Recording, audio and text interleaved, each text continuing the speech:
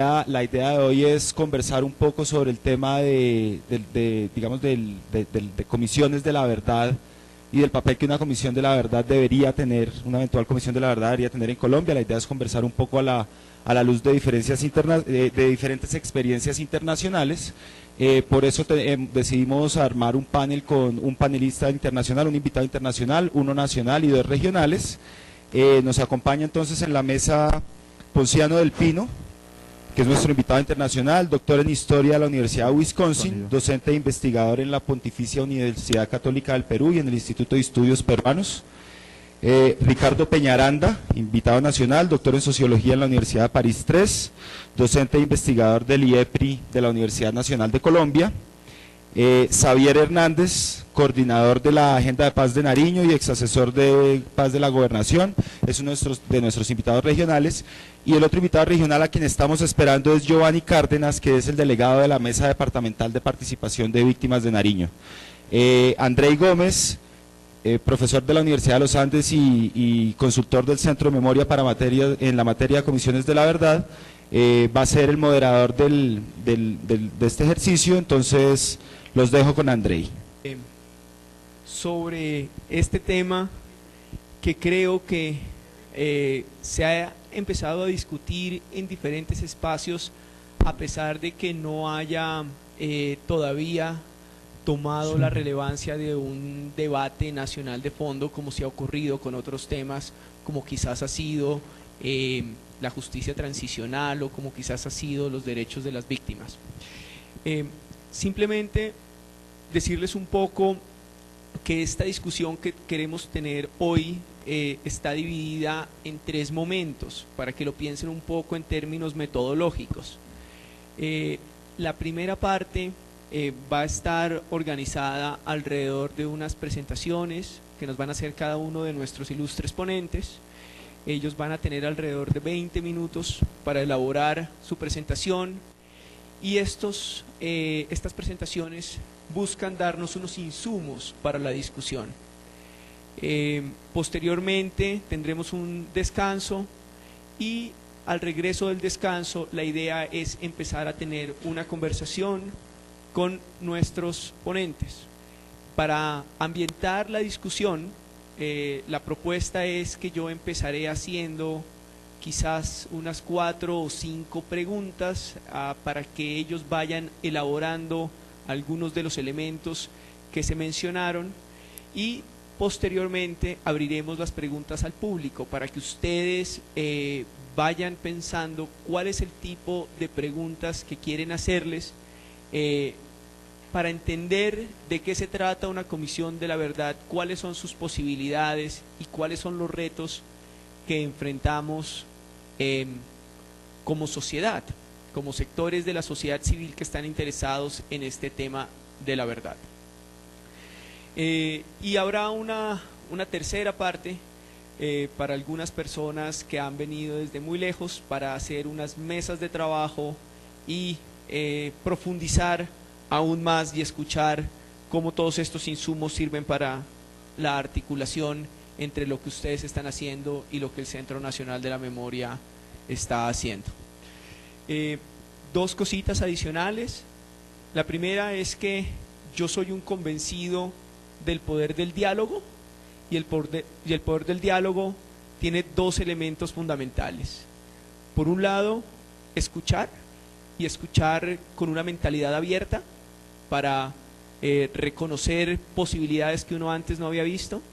Y la segunda, retroalimentar de una forma concisa y concreta sobre los elementos importantes que se han discutido y sobre el tema que nos convoca para evitar hablar de lo divino y lo humano. Y creo que sobre esos dos elementos que se construye un conocimiento colectivo y un proceso colectivo que puede terminar ayudándonos a generar procesos impredecibles hasta ahora.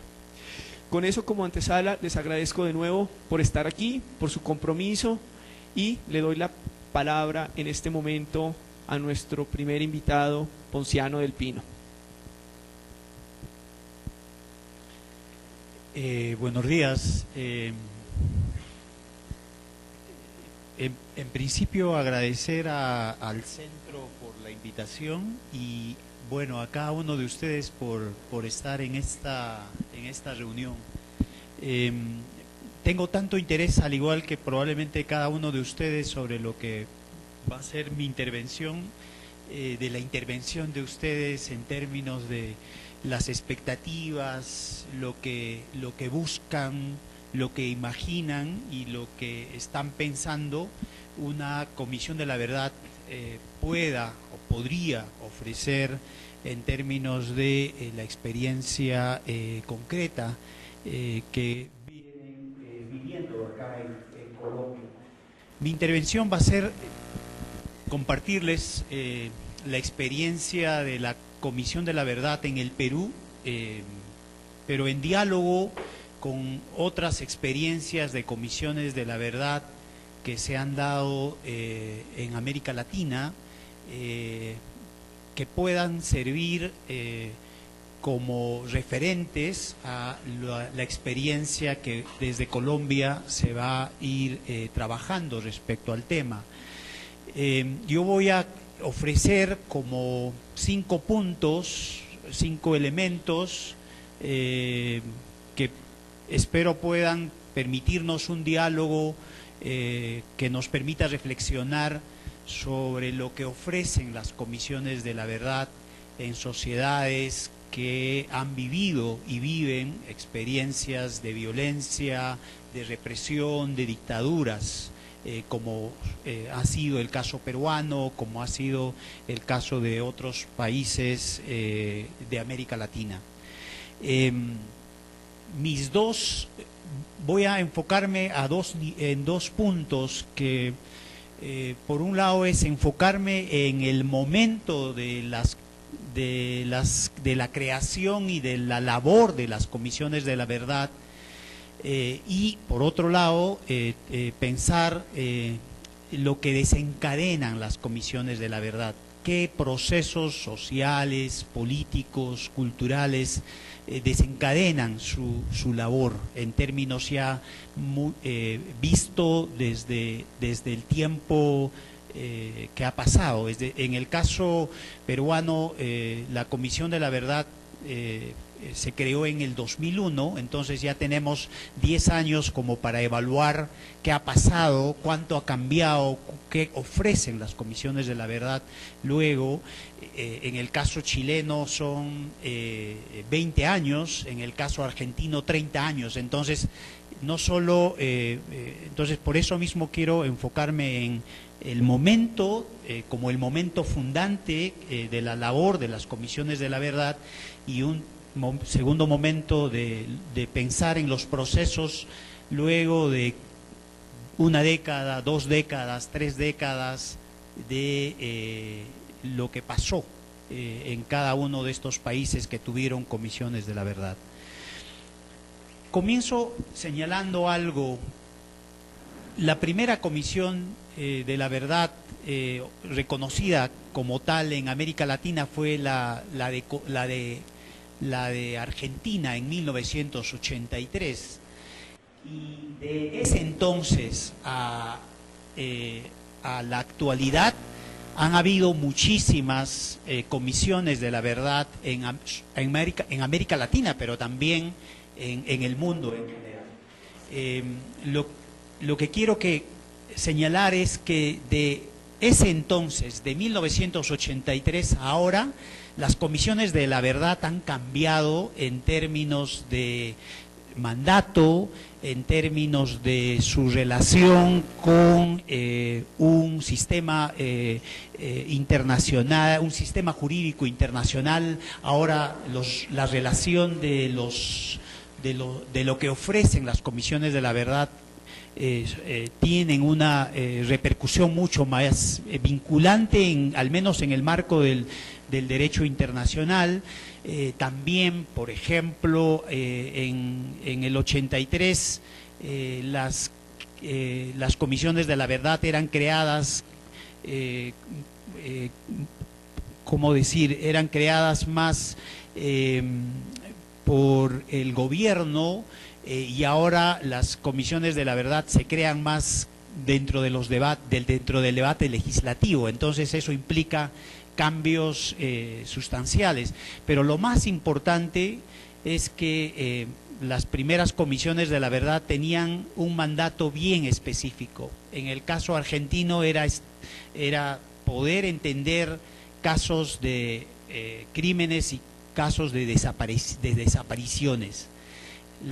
En el caso peruano, el mandato de la Comisión de la Verdad fue mucho más amplio, no solo restringido a un tipo de violación específico. Entonces, parto señalando de que las comisiones de la verdad como experiencias han ido evolucionando, han ido cambiando, también su propio trabajo se ha ido complejizando porque su mandato se ha ido ampliando. Paso a señalar los 5 grandes ejes de reflexión y en cada uno de ellos voy a ir planteando algunas preguntas que podrían servir para el debate. Algo que es bien importante entender es que las transiciones son momentos donde de posibilidad de creación de estas comisiones de la verdad. Y las transiciones democráticas, implican una condensación de tiempos y de un accionar político, pero también de visibilizar actores que no estuvieron presentes o no tuvieron el espacio para poder lograr tener una espacio de enunciación de verdades, de demandas respecto a temas como violaciones a los derechos humanos, temas como memoria, temas como verdad, temas como justicia. Cuando pensamos en el caso chileno, el caso chileno es bien importante porque la transición en Chile fue una experiencia bien polarizante, pero a la vez bien movilizante en términos sociales y políticos. En Chile, desde el 73 hasta el 89, fue un régimen dictatorial de Pinochet que se estableció con un golpe de Estado y establece un régimen de terrorismo de Estado, y en la transición hay un plebiscito, y el plebiscito es un momento donde es el sí o el no. El no es la no continuidad y el sí es la continuidad. Lo impresionante en el caso chileno es la movilización que implicó ese momento de 2-3 años, donde se condensa y sale a relucir temas que fueron censurados, silenciados, y el nudo de la discusión política es visibilizar un régimen de impunidad. Entonces la transición es un contexto, es un momento de político intenso, pero también de un momento de producción y de propuestas culturales y creativas intensas. En el caso del plebiscito chileno, el 88, no solo fue una lucha política, sino una producción cultural, artística rica que permitió que el régimen de Pinochet llegara a su final, convocando elecciones, y esas elecciones dieron la posibilidad a que haya un tránsito donde impunidad frente a democracia deviene siendo un momento fundamental, un momento fundante.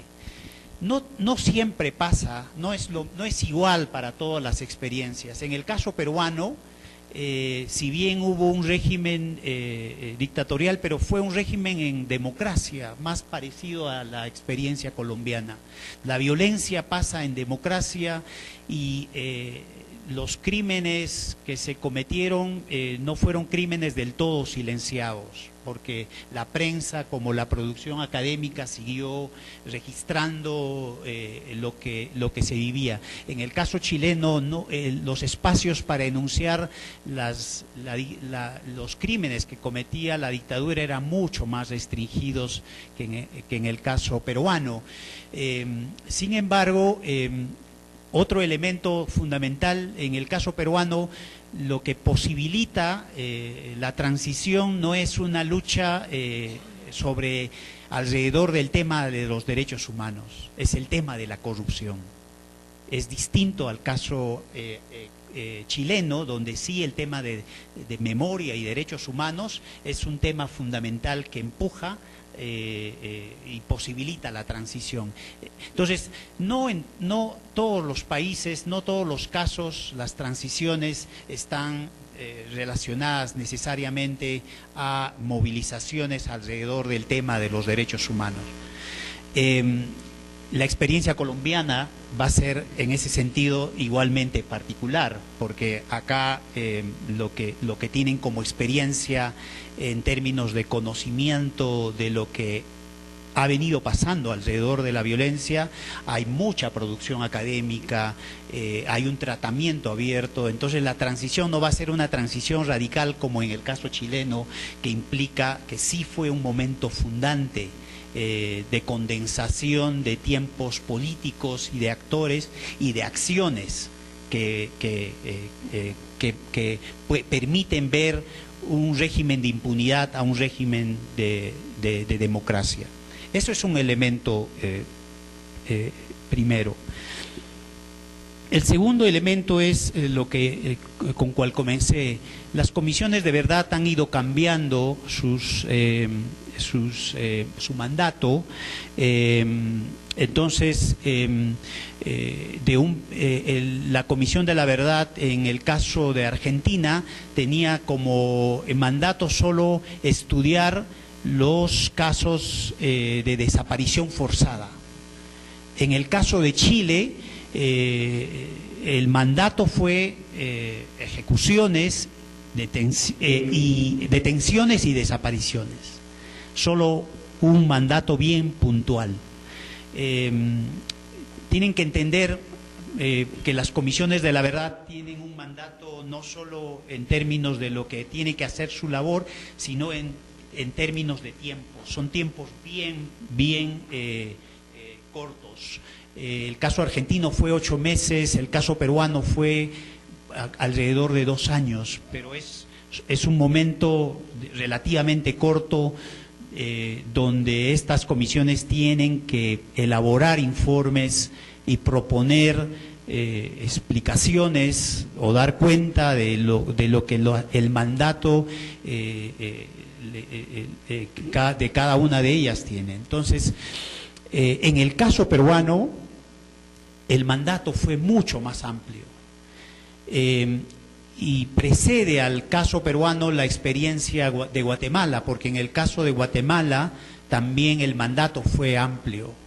Luego de Guatemala fue la experiencia de Sudáfrica, igualmente con un mandato de dar cuenta de la violencia.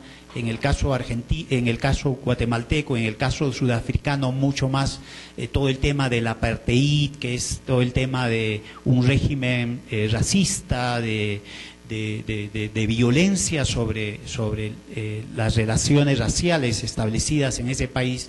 Y en el caso peruano, su mandato fue estudiar, dar cuenta de la violencia en sus las diferentes violaciones que se dieron, los diferentes crímenes, pero también intentar dar explicaciones sobre las causas y dar dar una propuesta de recomendaciones sobre cómo poder construir una sociedad donde la coexistencia social sea mucho más posible, mucho más sana, mucho más democrática frente a un régimen de violaciones, frente a un régimen dictatorial. Entonces, las comisiones desde su mandato han ido cambiando, se han ido enriqueciendo, se ha ido complejizando también su labor.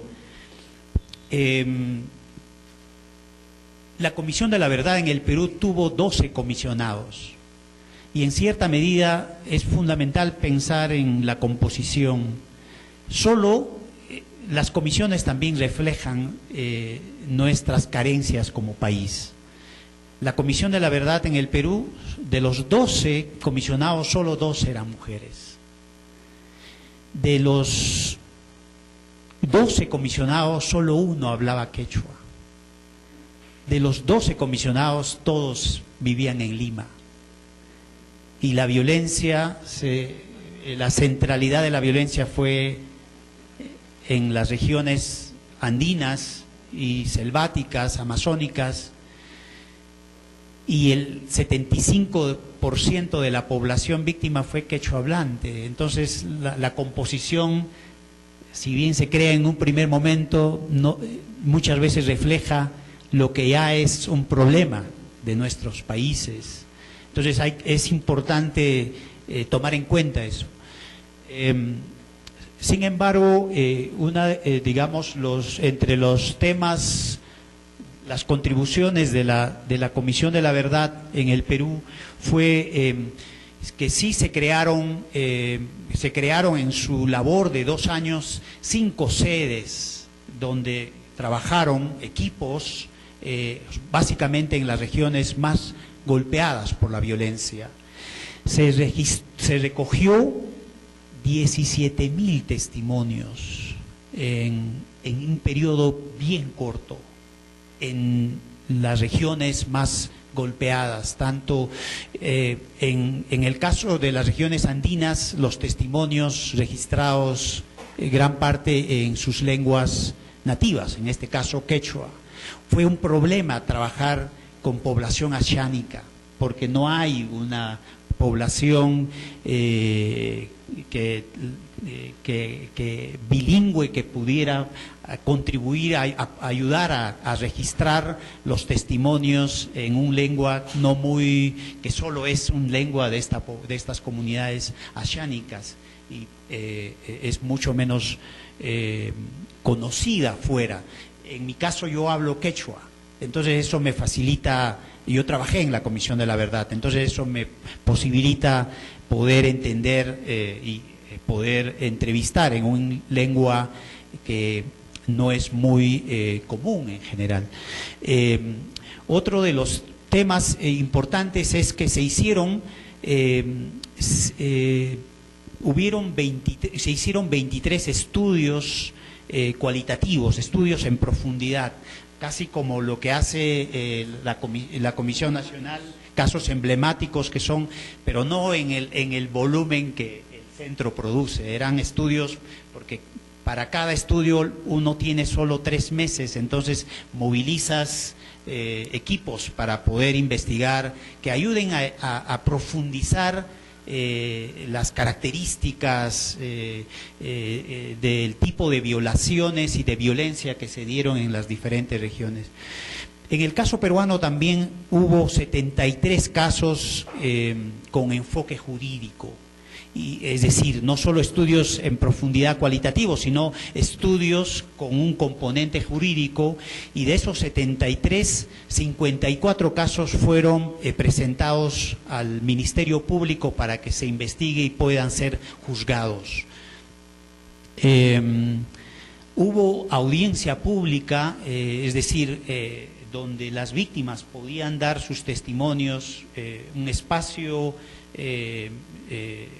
televisado, donde por primera vez, muchas veces, estos testimonios se oían por el canal abierto, por el canal del Estado. Eso es fundamental. La experiencia que se tomó fue la experiencia de Sudáfrica. Pero a diferencia de Sudáfrica, en el caso peruano, las audiencias públicas no tenían un efecto vinculante. No tenían no es que los testimoniantes al dar sus testimonios podían quitar la responsabilidad de sus acciones. No, eso no fue. En Sudáfrica pasó de esa manera. Hay una cosa que es importante, las comisiones de la verdad en el caso del Perú no tienen este efecto vinculante, pero sí ha servido, por ejemplo, en el caso de el juzgamiento al expresidente Alberto Fujimori, el juicio y todo el proceso y el informe de la sentencia recoge mucha información del informe de la Comisión de la Verdad. En ese sentido, sí se convierte en un documento que tiene un valor no solo histórico, sino también un valor jurídico. Y en los últimos años, la Corte Interamericana de Derechos Humanos toma los informes de las comisiones de la verdad como un documento para emitir muchas veces sus sentencias. En ese sentido sí tiene un valor no solo histórico y narrativo, sino también un valor de verdad, un valor jurídico en el mundo jurídico internacional. Quiero resaltar algunos 3 puntos en este segundo tema que estoy... Uno es que las comisiones de la verdad en el caso argentino, chileno o en el caso peruano sí logran visibilizar sobre todo las voces de las víctimas. En países donde la violencia afectó básicamente poblaciones andinas, amazónicas, la posibilidad de que esas voces puedan tener espacio para que puedan contar sus testimonios públicamente fue bastante limitado a lo largo de los años de la violencia. Entonces, en las comisiones de la verdad sí pueden lograr tener un efecto de visibilizar esas verdades, esas memorias, que son memorias silenciadas, que son memorias subalternas silenciadas históricamente. Entonces, sí tienen, en tanto son un momento de condensación, la posibilidad de que esas voces que no han tenido espacio de escucha en el espacio público puedan tener una presencia y una escucha, al menos como en ningún otro momento, al menos previo a la violencia.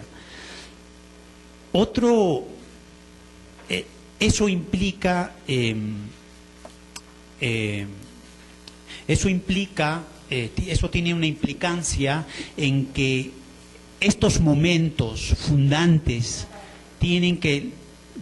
pueden ayudar a resquebrajar los miedos, los temores, la inseguridad, estos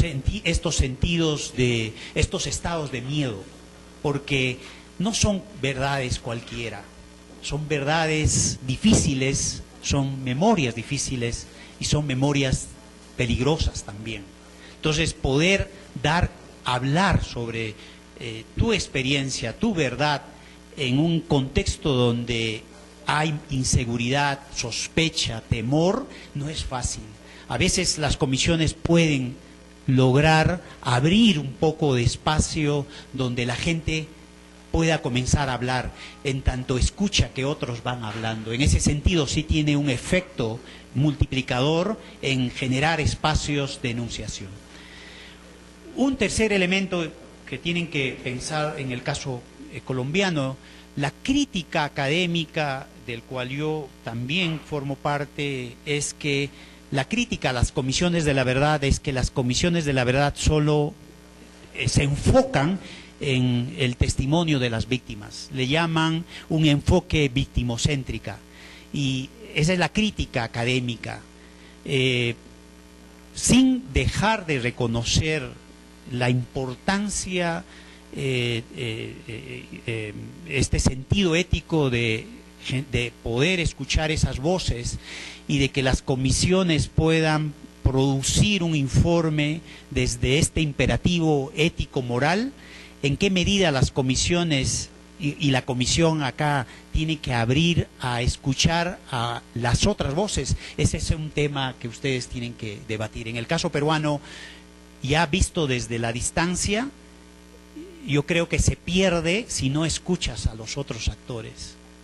Y tiene un efecto positivo en un momento de escuchar a las víctimas, porque logras visibilizar, logras desquebrajar algo de esos temores, pero en términos de construcción de una verdad mucho más amplia, tiene sus propios límites. ¿Cómo estoy de tiempo?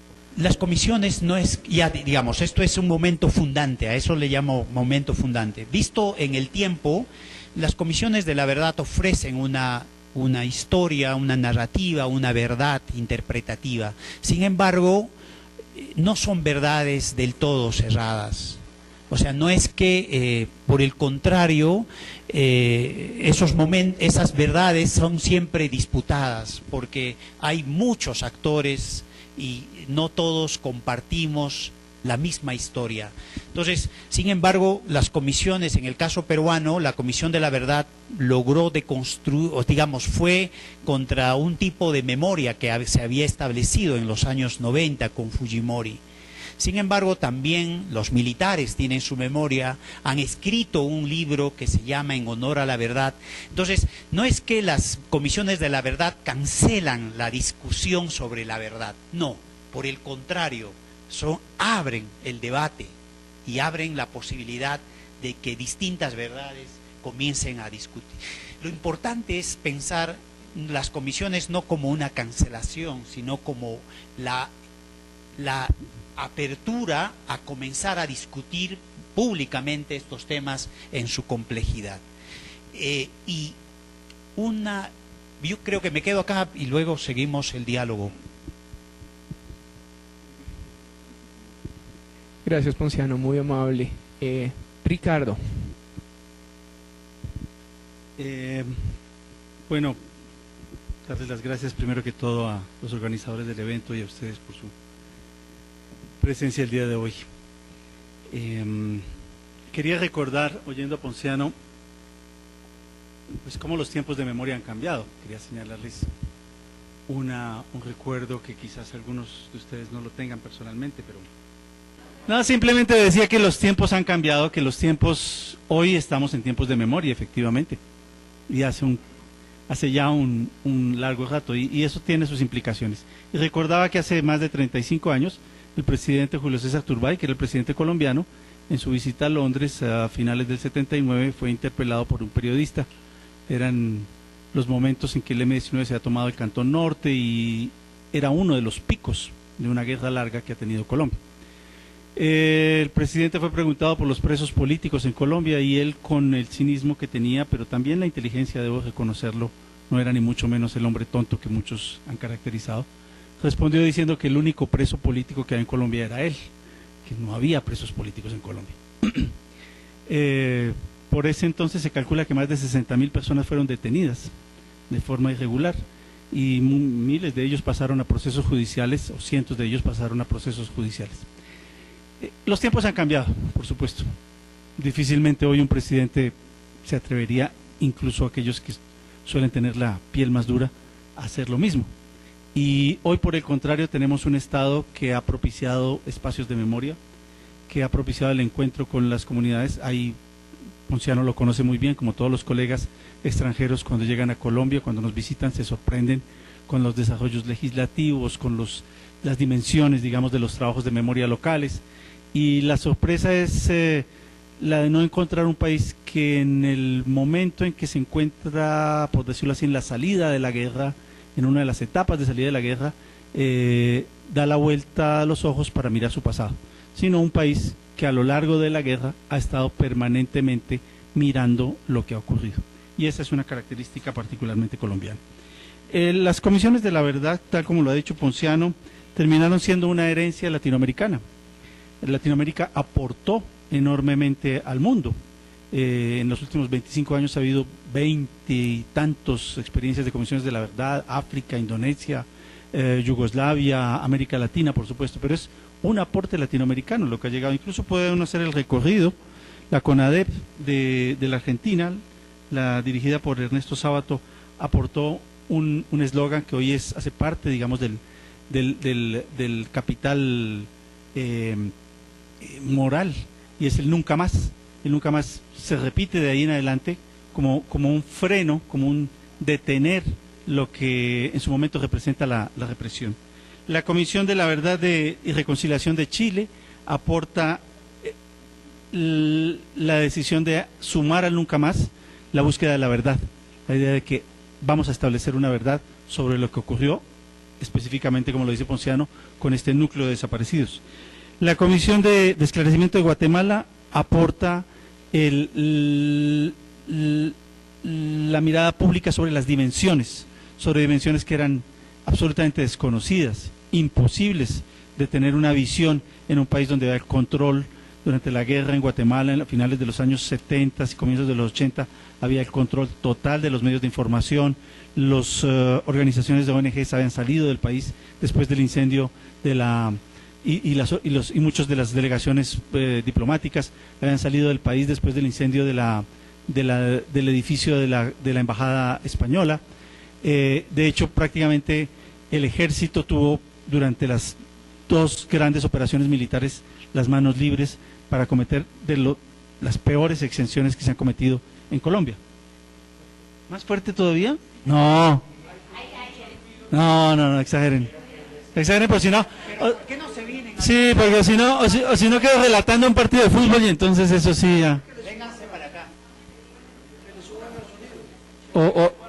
O suben el sonido o se vienen los de atrás hacia adelante. Vamos a regalar libros a los que se sientan en la primera fila.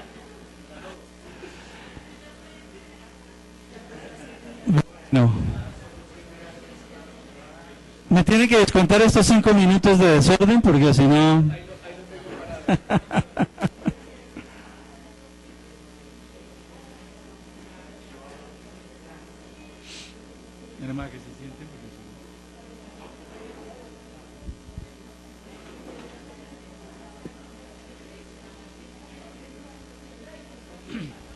Bueno, continuamos. En suma, entonces, les decía, las comisiones de verdad de América Latina hicieron un aporte a la trayectoria moral de la búsqueda de una salida a los conflictos. Sin embargo, tal como lo señaló Ponciano, la labor de las comisiones depende de qué tipo de conflicto estamos hablando, de qué tipo de guerra, por favor, de qué tipo de guerra estamos hablando, de la cual estamos saliendo, ¿sí? No todas las guerras en América Latina fueron iguales. Para ponerles solo un ejemplo, les señalo por el caso argentino, en donde tuvimos un conflicto fundamentalmente urbano, que implicó un corte específico de víctimas. Fíjense por qué las organizaciones de víctimas que empiezan a demandar la presencia de los desaparecidos en Argentina están compuestos por ¿quiénes? Periodistas, abogados, madres y padres de los desaparecidos, que son figuras públicas, fundamentalmente urbanos, sus esposas, ¿sí?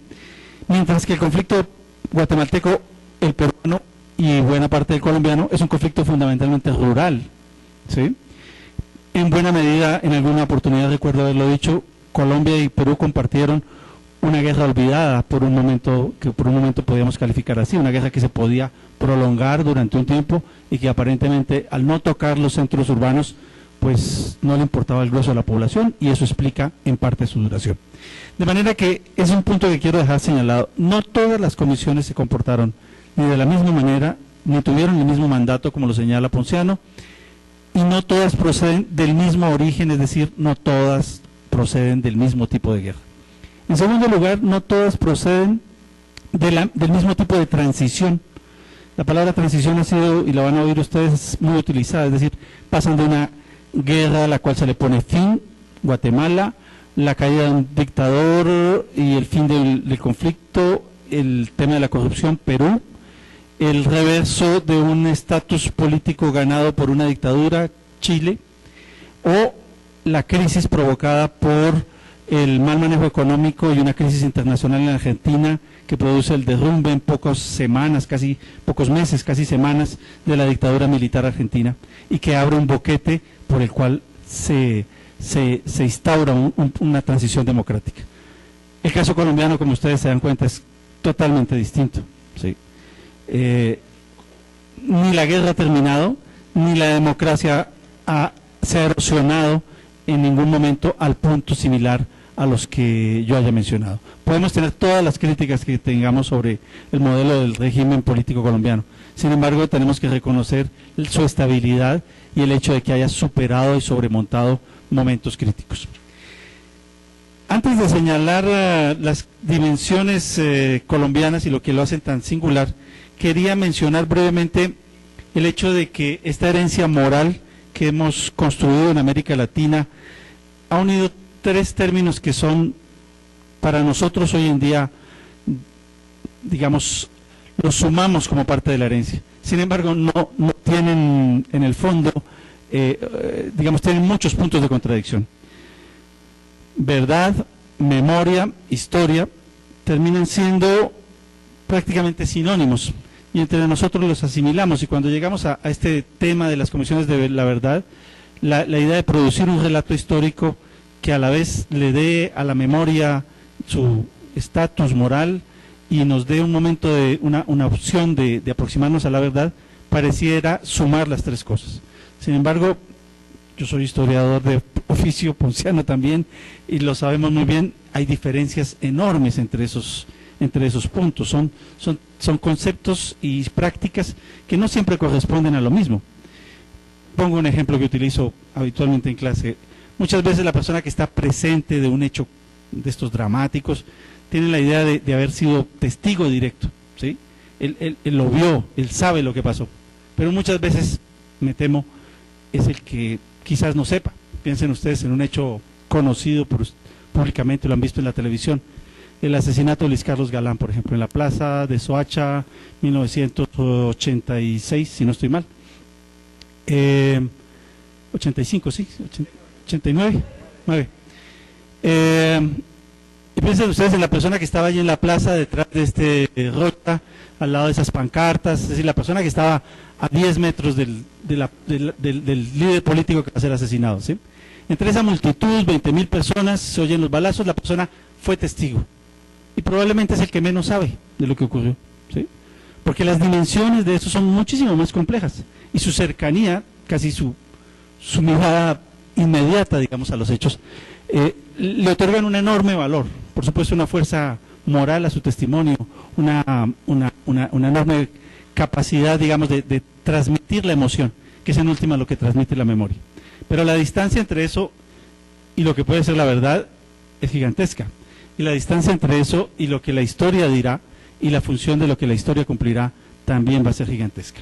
Volveré sobre ese punto al final para cerrar, si alcanzo. Quiero decir, adicionar dos comentarios breves antes de venir a lo colombiano, sobre que las comisiones de la verdad nos han dejado en América Latina. Fundamentalmente, sí, la escucha de las víctimas, eso es supremamente importante. Las voces ignoradas que pasan a un primer plano. En segundo lugar, el establecimiento de los hechos y sobre todo el señalamiento de responsables. Y en tercer lugar, la búsqueda de un sentido a esos eventos. Si comparo, por ejemplo, todo esto ha sido una experiencia, por supuesto, comisiones hemos tenido en 20, 25 años, de manera que ha sido un aprendizaje. Si yo comparara, por ejemplo, la Comisión de la Verdad, de Esclarecimiento Histórico de Guatemala con la de Perú, encontraría que, mientras que en la de Guatemala hay un deseo, un anhelo muy fuerte de dejar sustentados hechos, y por eso se relatan cerca de 1.700 casos directos, ¿sí? La Comisión de Guatemala produce 12 tomos donde los relatos se suceden uno a uno, hechos, tratando de describir, tratando de aprovechar la oportunidad del momento, porque tienen ustedes que pensar que hay una ventana, una oportunidad, es un momento para dejar marcados los hechos. Sin embargo, la Comisión del Perú es más explicativa, al tiempo que establece hechos, también plantea responsabilidades, también plantea propuestas. Y en ese sentido, digamos que el aprendizaje nos lleva a pensar que las comisiones deben, y algunas lo han intentado, proponer, y es lo más difícil, un lugar en la historia para esos que efectivamente han sido centrales para las comisiones, que son las víctimas. Cuando yo digo un lugar en la historia, me refiero a algo futuro, algo que no se ha hecho todavía. Y allí lo empataría con lo que considero la experiencia colombiana. Creo que es lo que estamos en curso. Y es tratar de que las víctimas que ingresaron a la historia como víctimas, con todo respeto, si hay alguno de los presentes, el ejemplo lo utilicé en Bogotá hace un par de semanas, creo que muchos colombianos, por lo menos los urbanos, los que no éramos del Chocó, los que no teníamos cercanía, no sabíamos, por ejemplo, que Bojayá existía antes del suceso de Bojayá. Es decir, Bojayá ingresa a la historia colombiana por el hecho, ¿sí? Pero lo que sería un error sería que se quedara en la misma condición en que ingresó. Por el contrario, necesitaríamos recuperar ese sentido de lo que pasó, por qué ocurrió lo que ocurrió, y ofrecerles una salida a través de no solo la recuperación de su voz, sino la recuperación de su voz y de su dignidad, sino la reconstrucción de un proyecto de vida futuro. Es muy posible que muchos de los hechos dramáticos que hayan ocurrido tanto en Perú como en Colombia ocurrieron justamente por la condición de baja calidad de la protección y de la ciudadanía, baja calidad del tipo de ciudadanía que las comunidades tenían. Es decir, su indefensión justamente facilitó que ocurriera lo que ocurrió. Y la explicación de esa indefensión permite no solo entender por qué sucedió, sino establecer los puntos débiles en ese tejido social, de los cuales a la salida del conflicto habría que pensar en su recuperación. De manera que en ese momento, en esa visión, en esa idea, la verdad histórica, entre comillas, que es un término difícil, pero esa verdad propiciaría no solo comprensión del pasado, sino proyección de futuro. Y allí estaríamos en otro terreno, en un terreno fundamentalmente político, que es, yo creo, el cual cumplen o deben cumplir, es un deber ser de las comisiones de memoria. Vengo entonces ahora a hablar 5 minutos sobre el caso colombiano y por qué el caso colombiano no cumple las mismas condiciones que se dieron en otros casos en América Latina. Y por supuesto las políticas de memoria no corresponden exactamente. Comparado Guatemala, Perú, Chile, Argentina, uno puede decir fácilmente, usted puede señalar 7, 8 puntos en donde encontramos enormes diferencias. Primero, las dimensiones son incomparables, proporcionalmente, salvo la excepción de Guatemala, no hay nada comparable, es decir, más del 10% de población desplazada, no hay ningún país en el mundo que lo tenga en este momento. En segundo lugar, es una guerra olvidada, es una guerra rural, con un enorme parecido al Perú, comparte con Guatemala también ese hecho, muy diferente al caso Chile, al caso Argentina, Uruguay, Brasil, por supuesto. En tercer lugar, junto con la guerra olvidada hay un punto que no quiero dejar de destacar, que yo creo que Ponciano lo comparte o lo comparten los peruanos, y es el silencio del conjunto de la sociedad. Ese es un elemento muy importante. Si parte de lo que ocurrió, no sé decirle si gracias el término sea correcto, sería exagerado, pero ocurrió en buena medida porque el resto de la sociedad guardó silencio. Guardó silencio porque no le importó, guardó silencio porque no lo supo, se lo desdibujaron los medios de comunicación, o guardó silencio incluso cómplice, si lo quieres decir de alguna manera. Y ese hecho facilitó que sucedieran, los colegas conocen casos como el de la UP o casos que fueron públicos, es decir, que los colombianos nos enteramos y sin embargo el silencio permitió que prosperara. Tercer punto, la duración del conflicto.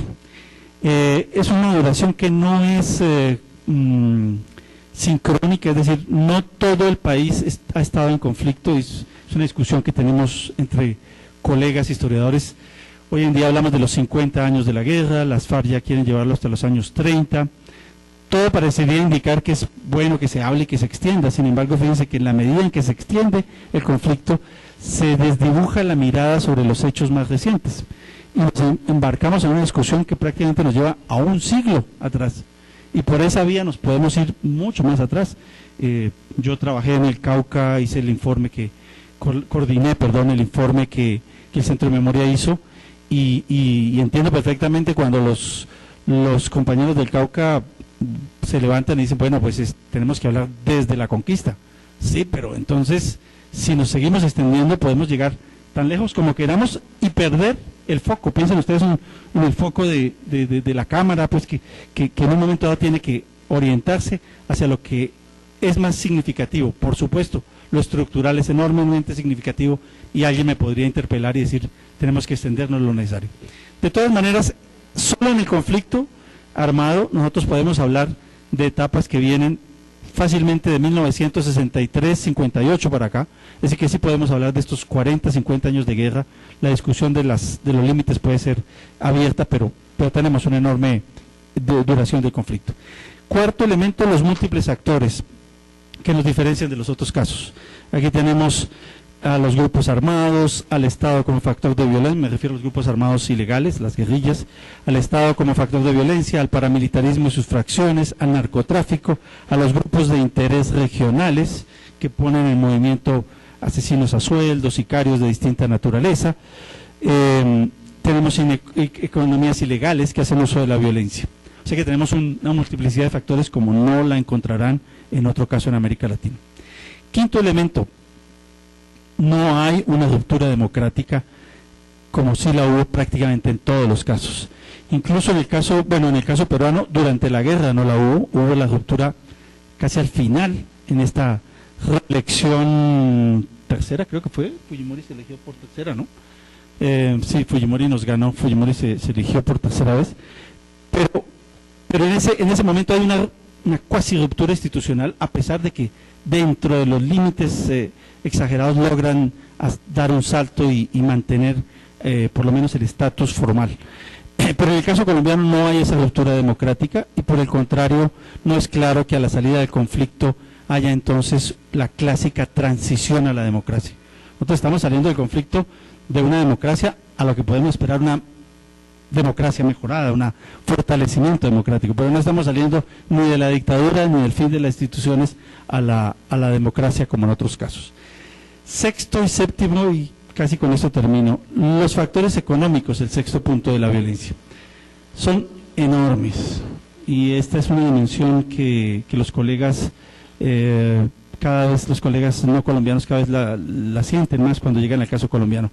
No hay nada que se pueda comparar con lo que significa el tránsito, el desplazamiento y el tránsito, digamos, de propiedades, la transición la recomposición, digamos, de la propiedad agraria, la enorme influencia de intereses económicos en explotaciones legales o ilegales, minería, producción agrícola, apropiación de recursos públicos. Es decir, detrás de la violencia hay una carga económica de una dimensión gigantesca como no la encontramos en otros casos de América Latina.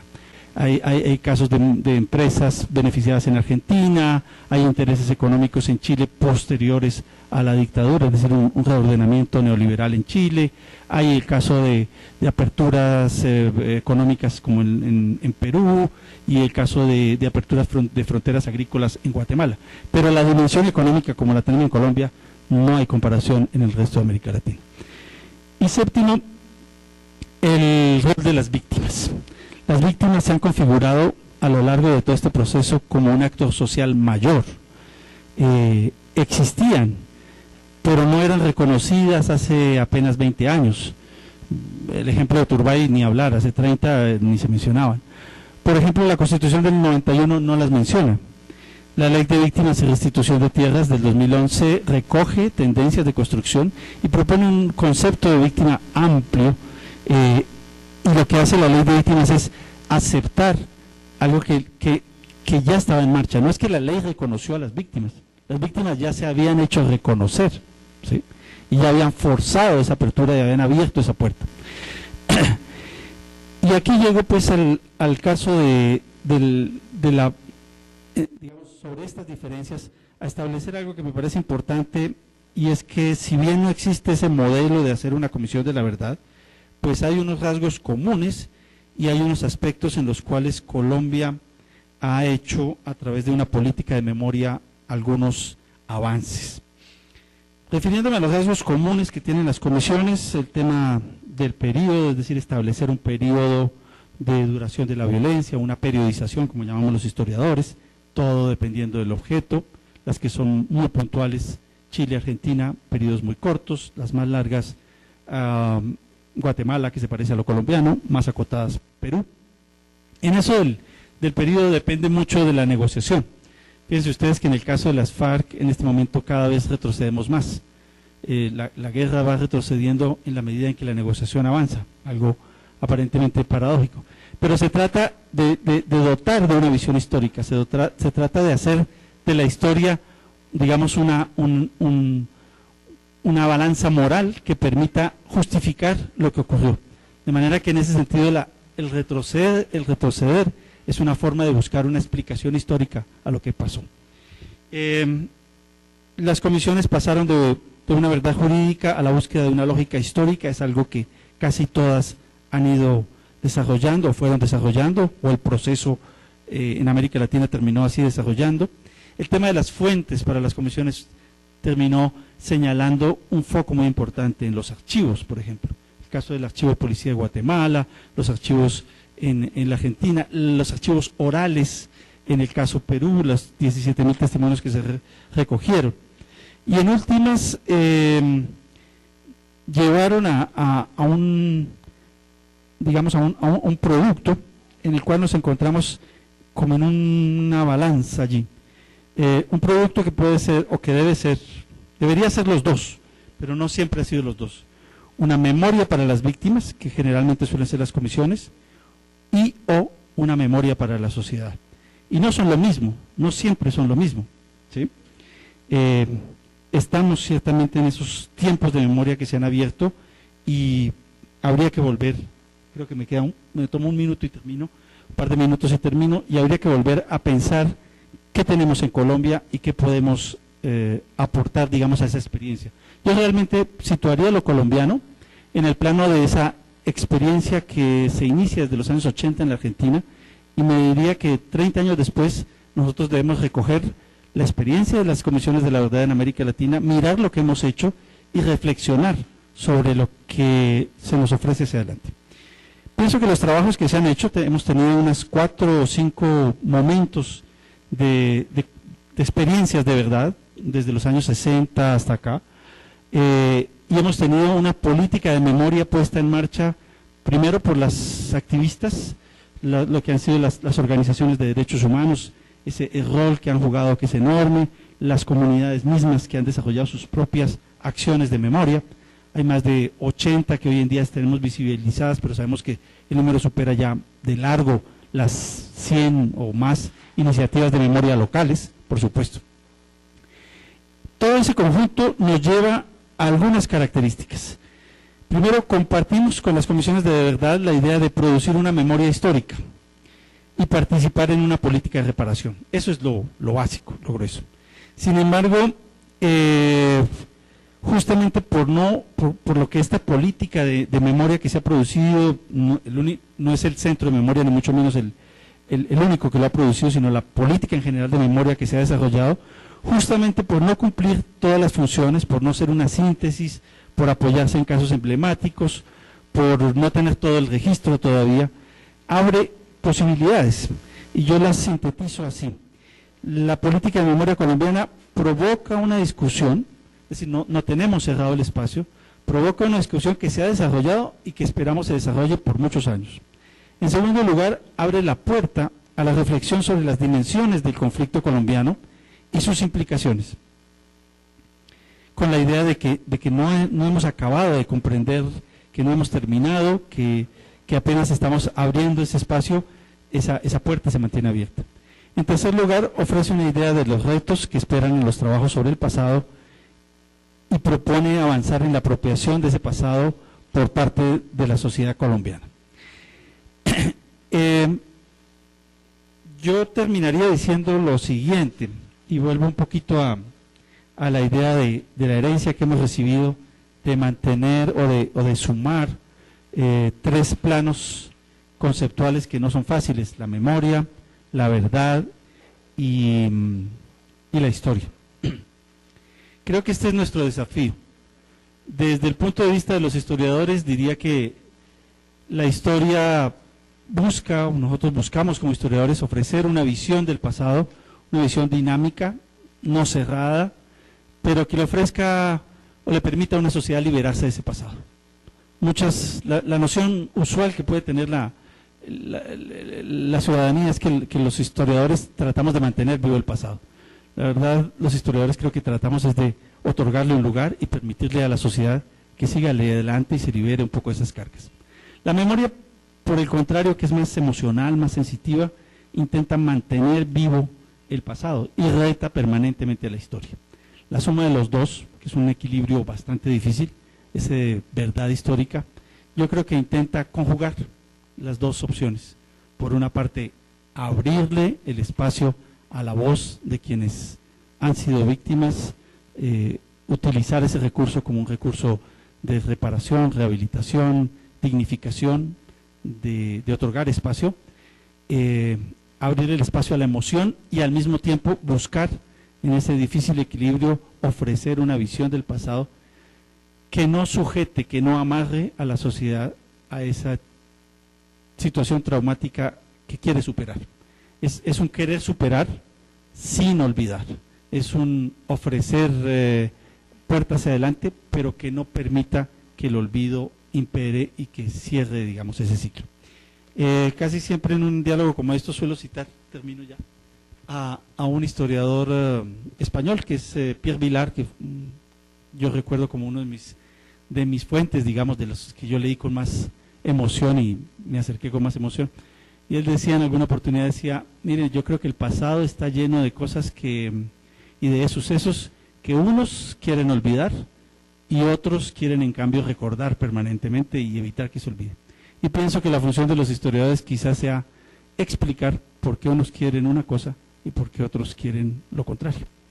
Estamos en tiempos de memoria, de manera que vamos a seguir discutiendo todo esto a lo largo del día. Y muchas gracias por su presencia.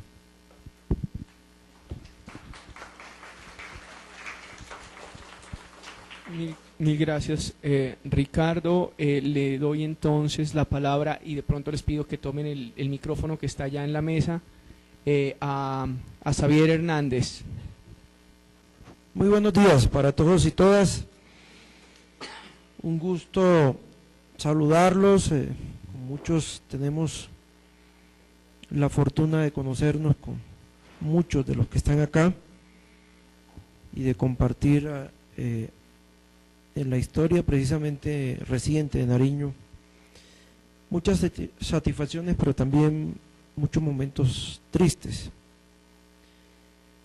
Voy a leer un documento, un texto de 4 páginas que preparé para este panel, agradeciendo al Centro Nacional de Memoria Histórica por esta invitación, a Rocío, mi amiga, compañera, que me tuvo en cuenta para esta exposición. Espero no hacerla quedar mal. Y creo también que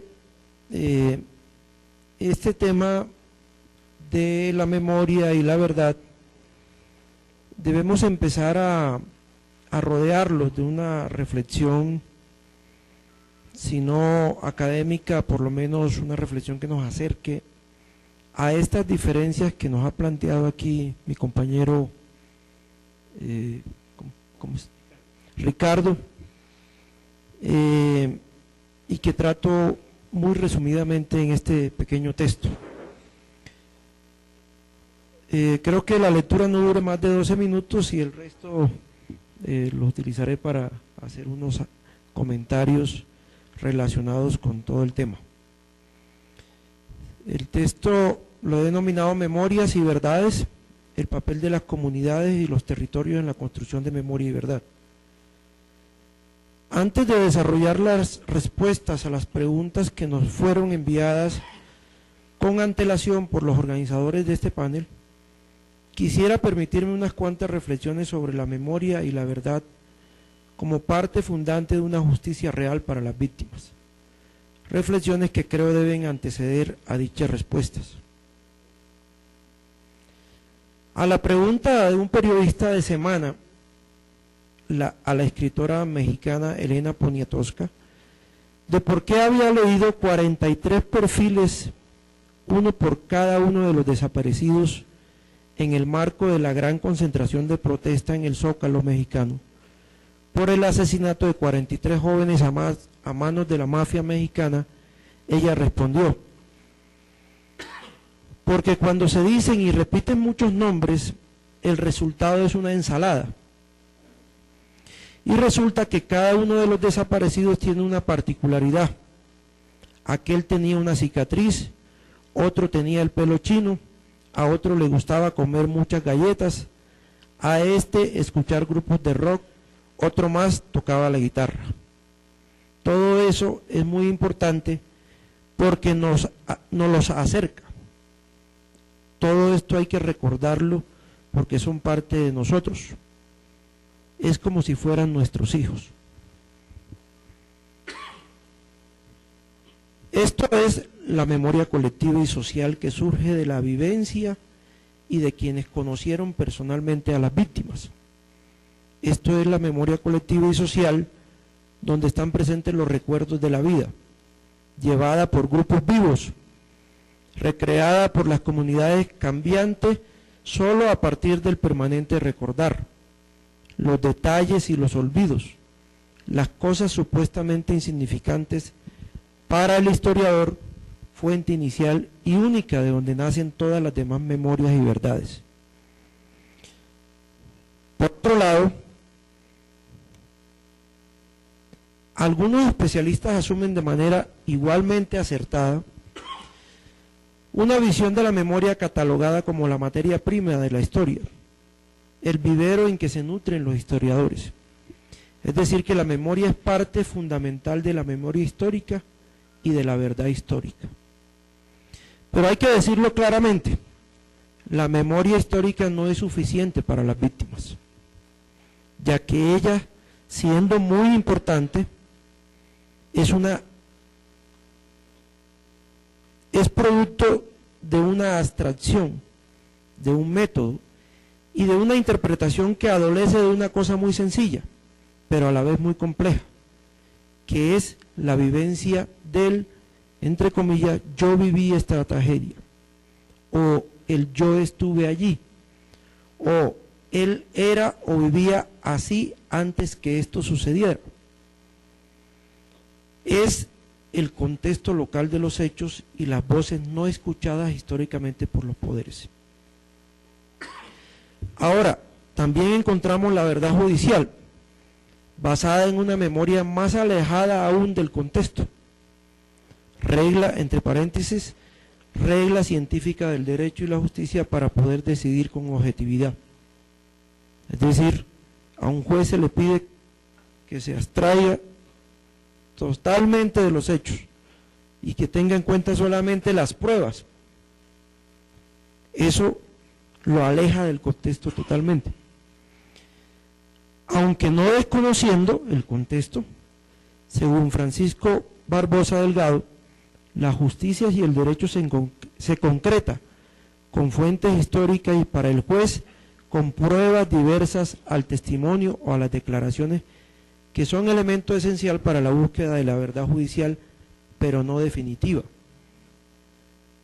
En ese sentido, podemos tomar asimismo el ejemplo de la Corte Interamericana cuando plantea la siguiente verdad judicial en torno al caso de Mapiripán.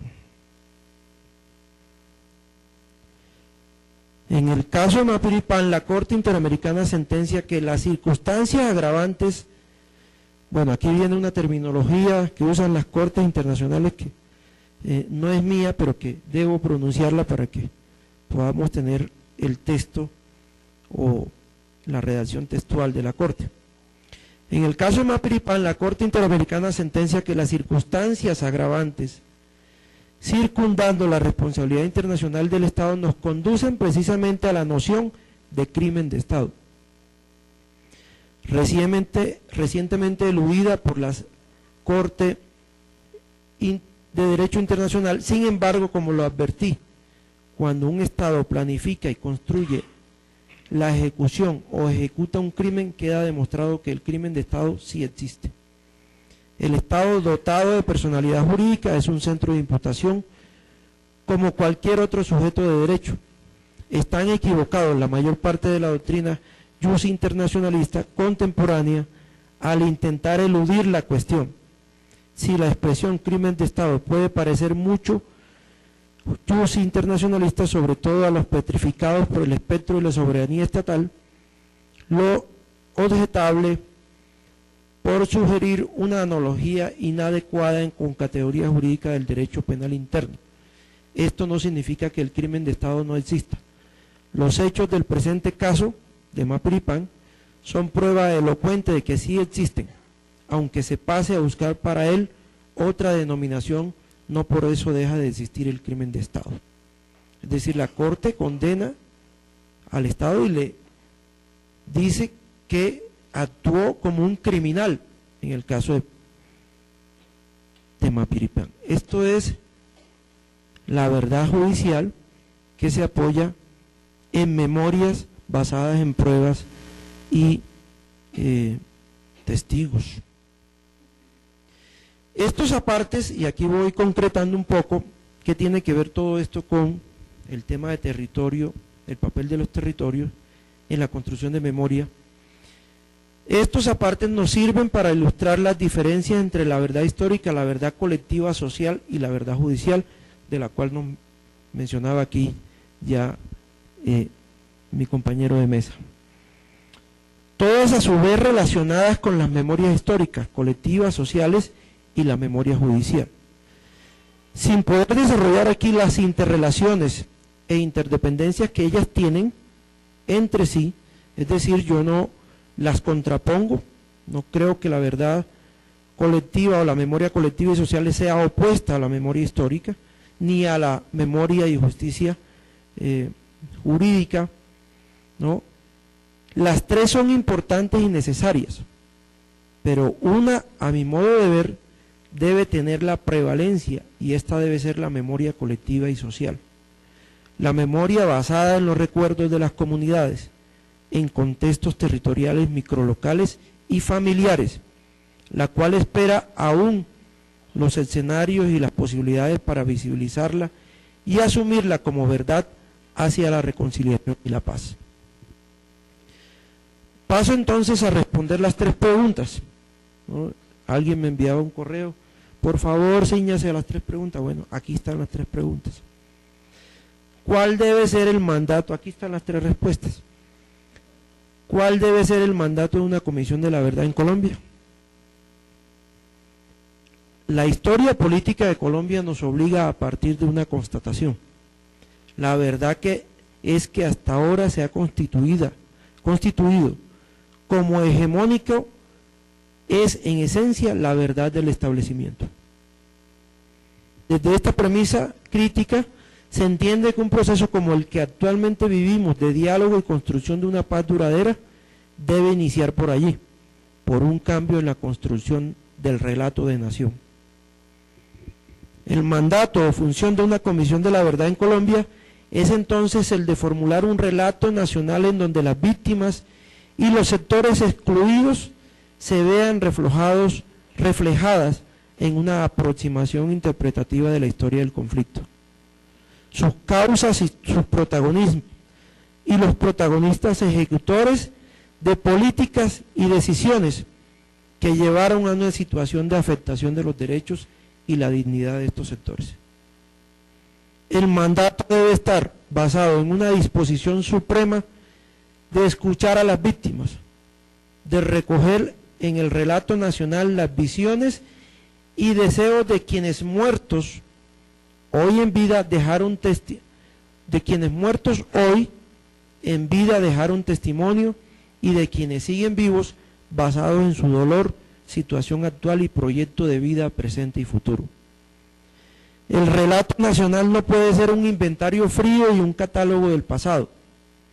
Debe ser una visión fluida del presente, alimentado de las escenas y de los relatos populares de una vida en comunidad y en un territorio concreto, antes y después del conflicto. Creo en una comisión de la verdad que sea capaz de plantearse críticamente ante la historia oficial, para lo cual se necesitan hombres y mujeres con dignidad, ética e independencia, y abiertos a generar procesos de validación social. Una comisión que interpreta y expone ante las comunidades y se somete a la crítica constructiva de ellas, proceso que además alejaría el fantasma de terminar una vez más en una historia exclusivamente oficial y desde los poderes que históricamente han relatado la nación. Segunda pregunta, ¿cómo se deben relacionar los trabajos de memoria histórica con una eventual comisión de la verdad? Como ya lo dije, no es la memoria histórica la única capaz de dar forma a la verdad. El principal sustrato de la verdad debe ser la memoria colectiva y social. La historia y la memoria histórica como tal es importante en la medida en que brinda elementos de abstracción que combinados con la memoria social deben producir un relato completo, entre comillas, de la nación. ¿Por qué ese completo entre comillas? Porque siempre en toda historia y toda verdad hay un resquicio en el cual queda una incertidumbre final. Nunca jamás vamos a saber todo lo que pasó. Va a haber un margen siempre de memoria misteriosa. La Academia Nariñense de la Historia, ampliada en el caso de Nariño, ampliada con corrientes diversas del pensamiento regional. ¿Por qué ampliada con corrientes diversas del pensamiento regional? Porque también las regiones han hecho una reproducción fiel del modelo oficial de historia y de memoria. Tenemos afortunadamente un momento importante en la historia de Nariño donde la Academia Nariñense de la Historia está construyendo nuevos relatos. Por ejemplo, en la próxima semana hay un seminario sobre la historia de Barbacoas, contada por los mismos barbacoanos. Eso ya es un cambio importante. Pero también la Academia Nariñense de la Historia ha reproducido la memoria oficial y la historia oficial regional de las élites regionales y locales. Por lo tanto, esta Academia Nariñense de la Historia, como un ente importante y fundamental de la memoria regional, debe ser ampliada a la participación de corrientes del pensamiento diversas. Puede ser esta entonces un ejemplo de articulación entre memoria histórica regional y una Comisión Nacional de la Verdad. ¿Qué papel deben jugar, tercera y última pregunta, qué papel deben jugar las regiones en una Comisión de la Verdad cuyo alcance es nacional? Si la memoria colectiva y social anida en las comunidades y sus territorios, es entonces previsible decir que deben establecerse comisiones regionales de la verdad. Y en esto yo quiero aclarar lo siguiente.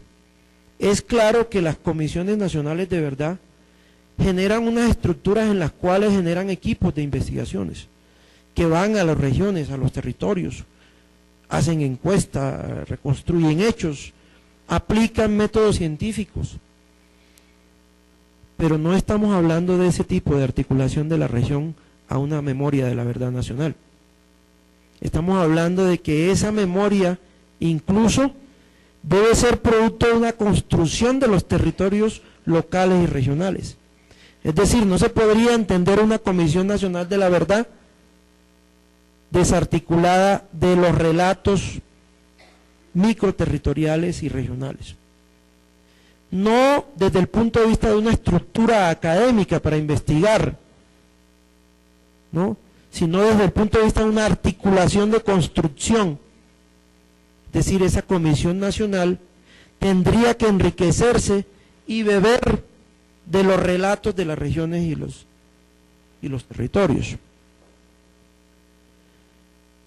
Entonces decíamos que debe establecerse comisiones regionales de la verdad, las cuales deben partir de las características biogeográficas, étnico-culturales, sociales y económicas de los territorios.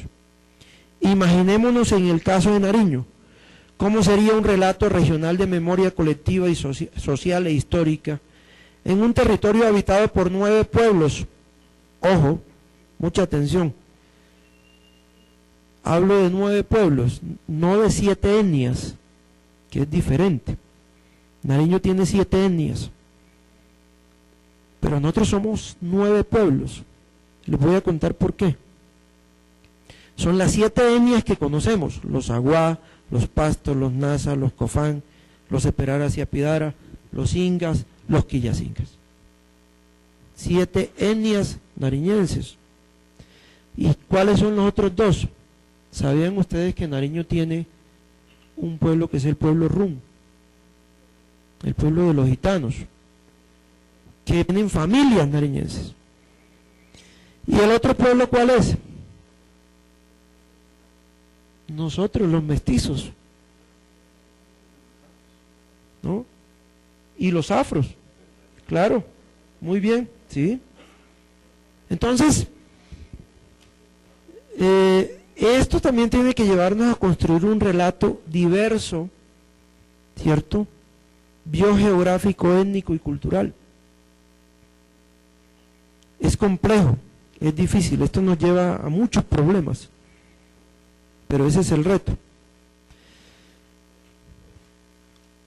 Un Nariño, en el caso de Nariño, con la gran ventaja de ser frontera, Amazonía, Andes y Pacífico, donde se han establecido todos los grupos armados ilegales, un departamento profundamente militarizado como efecto de una política gubernamental nacional, y 350.000 víctimas, es decir, el 13% de la población nariñense ha sido afectada por alguna violación de los derechos humanos. El reto de construir nuestra propia memoria colectiva y hacer que ésta se vea reflejada en el relato nacional es una de las tareas más complejas que tenemos como región.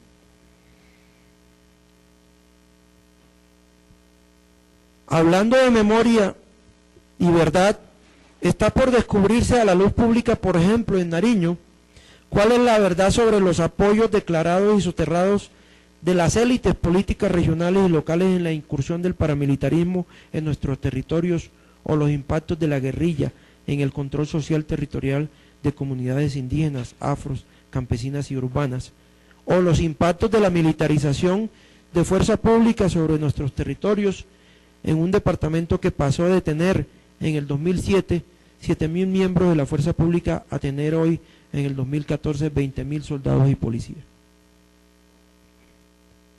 Una comisión de la verdad debe nutrirse de comisiones regionales de la verdad. Es más, esta comisión nacional debe ser el producto de una conformación diversa de las comisiones regionales de la verdad, y estas a su vez deben estar articuladas a los procesos comunitarios y sociales de los territorios locales y microlocales. Se ha insistido mucho de parte de sectores académicos, sociales e institucionales que la paz tiene que ser territorial, la construcción de memoria y verdad también. Con eso termino el texto que tenía previsto para este panel, y 2 comentarios. Una, en la construcción de la memoria y la verdad de este país no ayuda mucho las posiciones y los hechos que estamos viendo públicamente en torno a la actitud del Estado colombiano en torno al tema de la construcción de la paz. No se puede entender un Estado y un gobierno donde mientras el presidente habla de paz, su ministro de Defensa habla de guerra. Estas cosas no auguran una formulación acertada y aproximada a la objetividad de la verdad y la memoria del país. Estos hechos presentes impactan en la posibilidad de construir un relato nacional más justo y equitativo. Primer elemento. Segundo, lo más peligroso en materia de verdad y memoria que le está sucediendo al país es que se está construyendo una verdad y una memoria mediática. Anoche veía el noticiero y la reflexión que brota es, uno nota un cambio en los lenguajes y en la forma como se está comunicando en este país. Y todo el objetivo mediático del aparato mediático del sistema y del establecimiento está encaminado a seguir desvirtuando la memoria y la verdad de este país. Por ejemplo, un hecho problemático. ¿Tengo cuánto tiempo? ¿Se me acabó? Ya te pasaste. Ah, bueno. 2 minutos. Un hecho problemático. Un enfrentamiento de la guerrilla con el ejército. Combates. Se toman 2 soldados prisioneros de guerra, como efectivamente están establecidos en el derecho internacional humanitario. Y los medios siguen hablando del secuestro de soldados por parte de la FARC, por ejemplo. O hablemos, porque aquí en este país toca también equilibrar los lenguajes y las comunicaciones, de lo que ha pasado con el asesinato de los indígenas del Cauca por parte de la FARC. No puede haber justificación de ningún grupo armado para asesinar a la población civil. Otra cosa es explicar las circunstancias, pero no puede haber justificaciones y cartas políticamente que dan a entender justificaciones no pueden ayudar a construir la memoria de este país. Entonces, creo que el tema de memoria histórica no es un tema solamente de relatar los hechos pasados, es también cómo cambiar el presente del conflicto y cómo empezar a construir una paz que nos permita pasar el umbral de la guerra, ¿no? Muchas gracias. Mil gracias, Javier. Y ahora le cedemos la palabra a Giovanni. Muy buenos días. Para los que no me conocen, mi nombre es Giovanni Cárdenas. Hago parte de la Mesa Departamental de Víctimas y soy el coordinador de la Mesa Municipal de Víctimas del municipio de Samaniego. Quiero agradecer especialmente a los organizadores del evento por invitarnos a estar acá a hablar de un tema tan importante como es la memoria. En este caso, para las víctimas del conflicto armado y para toda la sociedad colombiana, es importante abordar el tema de la memoria. Primero yo quisiera como hablar un poco, yo creo que mi intervención se va a basar en a las víctimas o a las personas que están acá, que representan a las víctimas, pero también haciendo un llamado muy importante a la institucionalidad, al Centro de Memoria Histórica y a todos los que de una u otra manera tienen el deber ser de aportar a la construcción de la memoria, desde la visión de las víctimas, ¿no?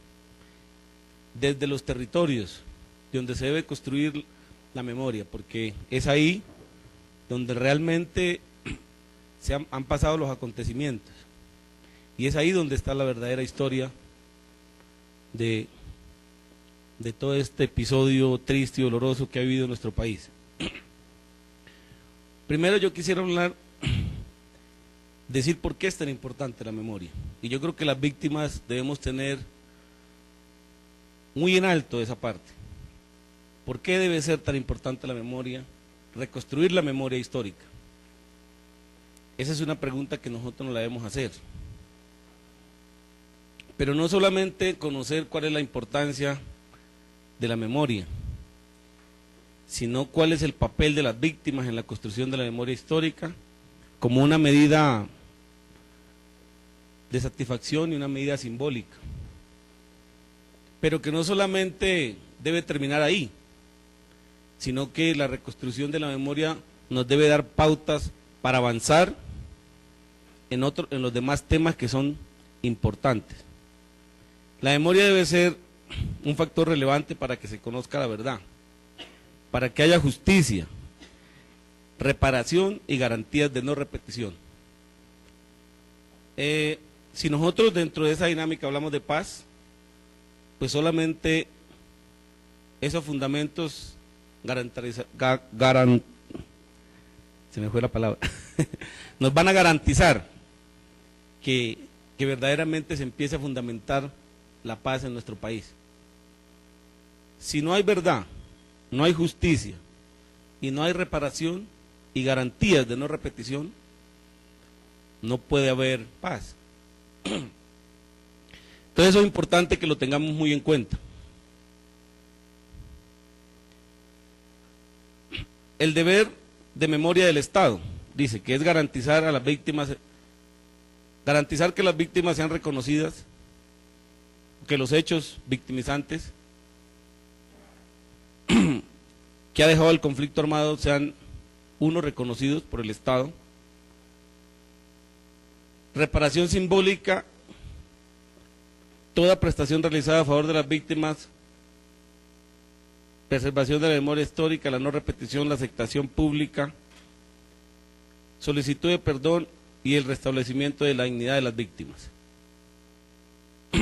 En todos estos aspectos, en todos estos componentes debe estar la memoria histórica para poder realmente avanzar en los temas de reconstrucción del nuevo país que nosotros queremos o que soñamos, especialmente las víctimas y toda la sociedad que de una u otra forma ha sido afectada por este conflicto. Las pautas de la memoria yo creo que deben avanzar hacia eso. Reconstruir la memoria no solamente se debe contemplar en una medida simbólica, sino que tiene que ir más allá. Tenemos que conocer la verdadera historia del conflicto armado de nuestro país, el conflicto social y armado de nuestro país. Las víctimas debemos saber.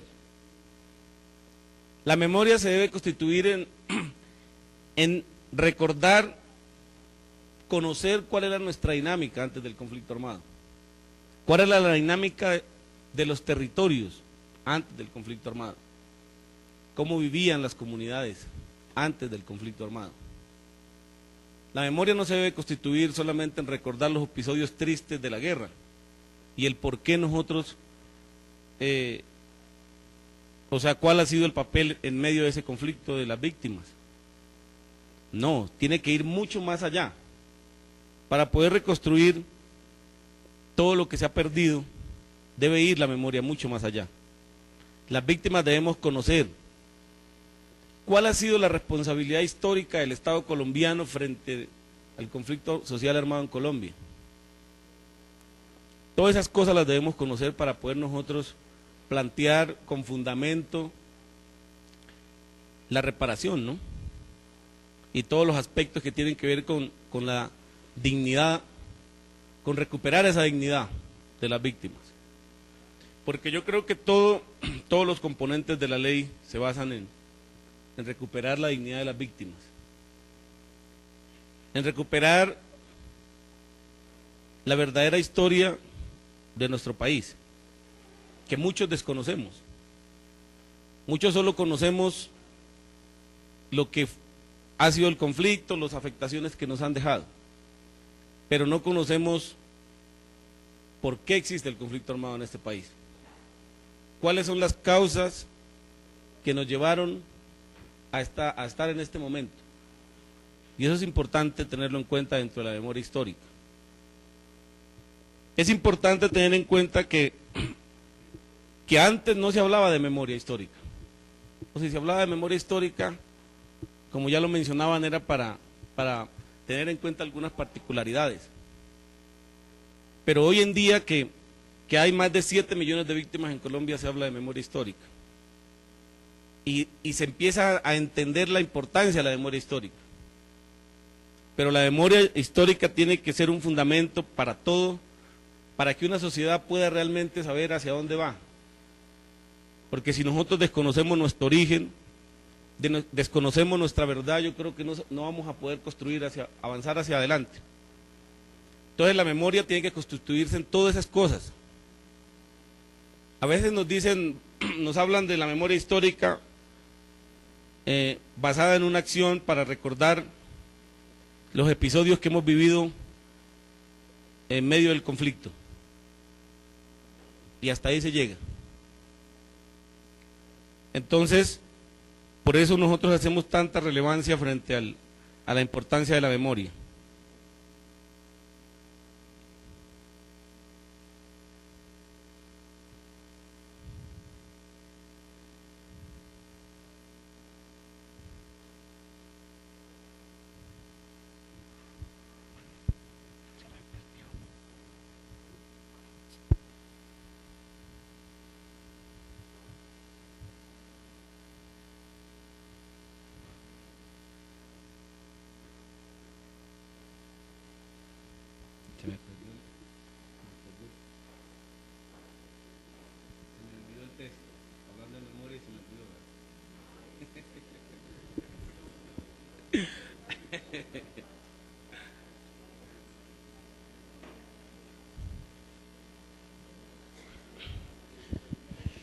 Pues sí, eso, lo que ya decía frente al tema de memoria en nuestro país y frente a cuál es el concepto que las víctimas tenemos frente al tema de memoria. Frente al tema internacional es importante recoger todas las iniciativas relevantes que les permitió a esos países avanzar el tema del posconflicto. Las iniciativas positivas, pero también hay que tener en cuenta los posibles errores que se pudieron cometer para no repetirlos dentro de este proceso. Dentro de este proceso, que es un proceso que para nosotros apenas está dando sus pininos, porque a veces se escuchan los discursos hablar de que se le está cumpliendo a las víctimas y de que se está avanzando a pasos agigantados en el tema de la reparación a las víctimas.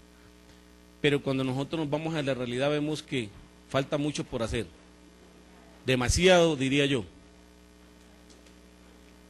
Entonces, sí es importante aterrizar también los discursos a la realidad, porque eso también va a ser parte de la memoria. Todo lo que nosotros digamos también va a ser parte de la memoria. Y la memoria debe partir de la realidad o de las realidades. No puede partir de que todo se quede en los discursos y que la realidad de las víctimas siga siendo precaria en los territorios. Desgraciadamente nosotros que compartimos con las víctimas en los territorios, nos damos cuenta cómo realmente aún viven las víctimas en los territorios. Entonces por eso nos atrevemos a decir que aún apenas se están dando los primeros pasos. Y para que realmente el proceso de reparación avance y dé unos frutos positivos en el futuro, creemos que es importante que se fortalezcan mucho más las instituciones del Estado, para que tengan la capacidad de responder a la demanda que las víctimas tienen. Para todo eso, la memoria debe jugar un papel importante. Cuando se habla de la dignidad de las víctimas, de recuperar su dignidad que se ha perdido, ahí debe jugar un papel importante la reconstrucción de la memoria. Porque nosotros hemos vivido un conflicto que no es nuestro. Un conflicto en el que nos hemos visto envueltos en los territorios, pero ese conflicto no lo generamos nosotros. Ese conflicto no lo generaron las víctimas. Entonces, si nosotros verdaderamente no le damos el sentido que debe dársele a la memoria, nosotros no estamos siendo coherentes en esto. O sea, estamos inmersos en un conflicto. Hoy en día nos han puesto a las víctimas a jugar un papel muy relevante en cuanto al tema de la reparación. Tenemos los diferentes espacios de interlocución donde muchas de las acciones, tenemos que hacerlas inclusive con nuestros propios esfuerzos en algunos escenarios. Pero para construir ese daño, o para resarcir ese daño nos han llamado a las víctimas. Pero para iniciar este conflicto no nos tuvieron en cuenta a la sociedad colombiana, o a los campesinos, o a los que hemos sufrido el flagelo del conflicto armado. Entonces, por eso es importante tener en cuenta de que el Estado, para poder avanzar en esto, verdaderamente debe dar pasos que verdaderamente nos garanticen a las víctimas de que vamos a tener esa reparación. Porque uno mira en este momento los debates en el Congreso donde se plantea el tema de la reparación, pero no existen recursos para avanzar en ese tema de reparación. Entonces uno dice, ¿de cuál reparación estamos hablando? ¿O qué nos espera a las víctimas del conflicto? Con esos escenarios que se miran. Entonces, aunque tenga que repetir en toda mi intervención la importancia que debe tener la memoria, lo voy a hacer. Pero eso es porque entiendo que este escenario es para generar espacios, rutas, de cómo se va a construir la memoria, ¿no? Hay muchos avances en el departamento de Nariño, se han hecho avances en el tema de memoria, las comunidades están construyendo sus memorias, pero es importante generalizar más, agrupar todas esas iniciativas, darle la importancia que se merecen, darle el acompañamiento a esos escenarios que se merecen para que las víctimas puedan tener esa verdadera garantía de trabajar en la reconstrucción de la memoria. Para nosotros desde los territorios la memoria se constituye como en un camino de partida. Para nosotros avanzar siempre es importante mirar hacia atrás para poder avanzar hacia adelante. Entonces se constituye como en un mandato, como en un principio para las comunidades. Por eso la memoria tiene que ser construida desde un sinónimo de verdad, donde lo que se diga sea la realidad. La memoria no se la puede construir desde los escritorios, la memoria no se la puede construir desde las academias. Es importante el acompañamiento de la academia y necesitamos el apoyo de las universidades, pero que construyan conjuntamente con nosotros, con las víctimas. De lo contrario no tendría ningún sentido, porque ya hemos vivido la historia donde se han planteado muchas iniciativas que no han dado resultado. Han llegado iniciativas a los territorios donde las comunidades desconocen totalmente de qué se tratan. Y cuando eso pasa, eso no tiene eco.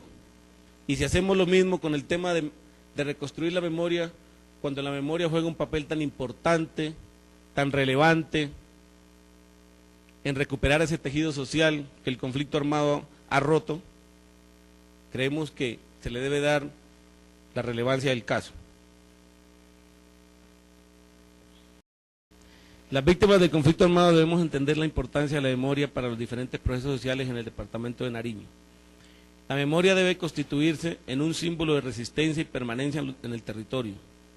La memoria debe partir de recordar nuestros principios culturales, el arraigo a nuestra tierra, el amor por nuestras costumbres, que desgraciadamente el conflicto nos arrebató, dejándonos como opción el desplazamiento y los diferentes hechos victimizantes, Por todas estas dinámicas negativas, la memoria histórica debe recoger no solo los episodios tristes de nuestra vida dentro del conflicto armado, sino que tiene que recoger todo lo que éramos antes de que el conflicto llegara a partir en dos nuestra historia. El pueblo colombiano y el mundo entero debe conocer la verdad, la justicia y hacer parte de la reconciliación. Ahí debe estar reflejada nuestra verdadera historia, y esa debe ser la esencia de la memoria. Algunos pensamos que la memoria es recordar y llorar a nuestras víctimas, pero desde la mesa departamental pensamos que la memoria, y desde las víctimas pensamos que la memoria no es recordar para llorar, sino que debe ser mirar atrás para avanzar hacia adelante con pie firme y construir entre todos una sociedad que tenga la capacidad de no repetir la historia cruel por la que está atravesando nuestro país. Y dentro de eso volver la mirada atrás, que cada uno de los diferentes involucrados asuman con mucha responsabilidad la construcción de nuestro nuevo país, y dentro de esa dinámica estemos las víctimas del conflicto armado en un nuevo episodio con un papel protagónico construyendo conjuntamente nuestra nueva vida.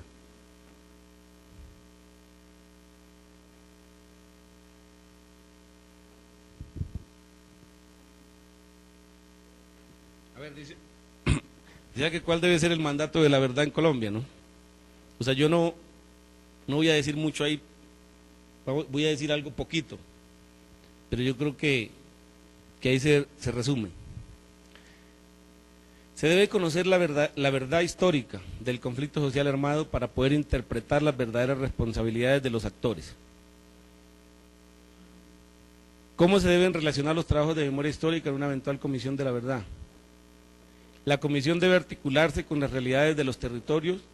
Es ahí donde está la verdadera historia. Yo creo que eso era lo que hablábamos ahora. A veces se centraliza todo, se cree que todo se lo hace desde allá, y solamente acá vienen a decirnos, no, es que lo que hay que hacer es esto, por el lineamiento de los mandatos honestos.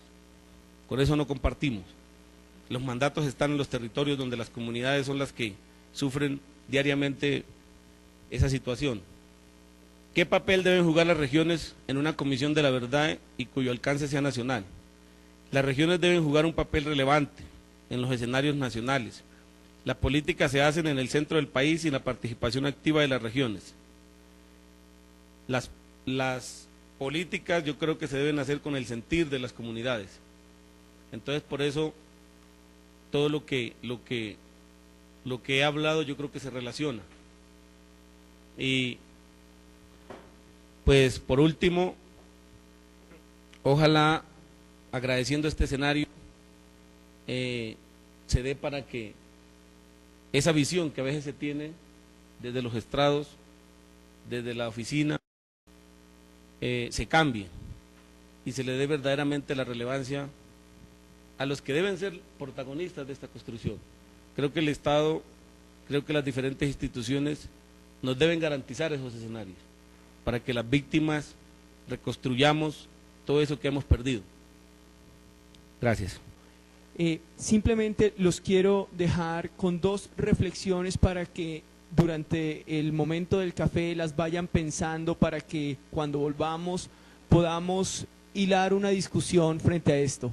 La primera es que creo que las presentaciones han sido muy ricas porque han hilado los tres temas que son fundamentales para empezar a pensar en si es necesaria o no una comisión de la verdad en Colombia, y si esta comisión es necesaria, qué tipo de comisión deberíamos tener. Y esos tres temas son la relación que existe, como muy bien la planteó Ricardo, entre verdad, memoria e historia, y que creo que la han elaborado a profundidad nuestros dos presentadores, Xavier y Giovanni, aquí para pensar desde la memoria histórica de las regiones cómo se puede eso articular con una comisión que es de carácter nacional. Y que ese es el primer elemento. Y el segundo elemento que creo que es importante que lo reflexionemos es que Colombia no es única, y que hay otros países que, a pesar de las diferencias en las transiciones, han hecho estos esfuerzos de comisiones de verdad para dar respuestas a unas necesidades de unas sociedades que han estado fragmentadas y desarticuladas por hechos victimizantes dramáticos. y que en ese orden de ideas entonces nosotros tenemos que pensar que sin ser únicos podemos crear quizás si es necesario crear un modelo a la colombiana para transitar este proceso que hemos vivido y que otras sociedades también han vivido y han sido capaces de superar, y creo que Ponciano nos ofreció bastantes elementos para reflexionar sobre eso.